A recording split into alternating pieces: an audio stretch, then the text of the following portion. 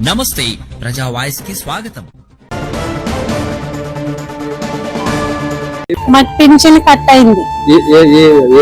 Bhaskar Reddy colony, సచివాలయం, YS Nagar. వాళ్ళు పాపకి ఏ పెన్షన్ వచ్చేది? ఇదే వికలాంగుల పింఛన్. చెవులింటి మాటలు రావు. గతంలో 3000 వచ్చేది, ఇప్పుడు 6000 వస్తుంది.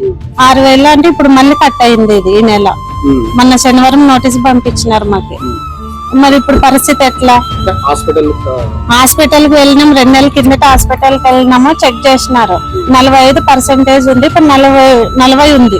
5 తీసేసి గతంలో 45 ఉంది, ఇప్పుడు 40కి వేసినారు. అంత సడన్ గా ఎట్లా ఏమన్నా చేంజ్ అయిందా? మా పాపకి ఏమన్నా మాటలు వస్తాయా? అది కూడా లేదు కదా.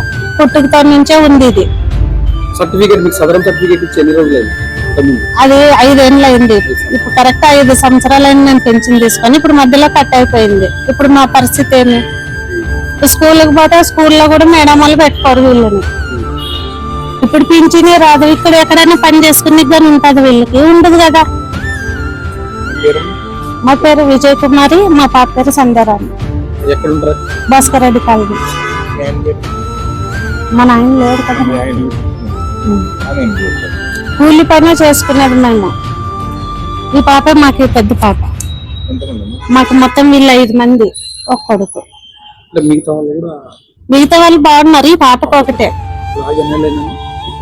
ఇదే నెలనే ఇంకా మా ఇప్పుడు ఎమ్మెల్యే గారిని కలిసినాను. ఇప్పుడు మళ్ళీ కలెక్టర్ గారిని కలిసిపోతాం. ఏం చెప్పారు? 2 నెలల తర్వాత వస్తుందని చెప్పినారు. 2 నెలల తర్వాత 2 నెలలు పింఛన్ పోయినట్లే కదా. మేమేమో అక్కడికి ఏదో మా ఉద్దరు సర్టిఫికేట్ పెట్టినామా? లేదు కదా. మా పాప కానీ ఇక్కడే ఉంది. మాటలు రావు, చెవులు వినిపేవు.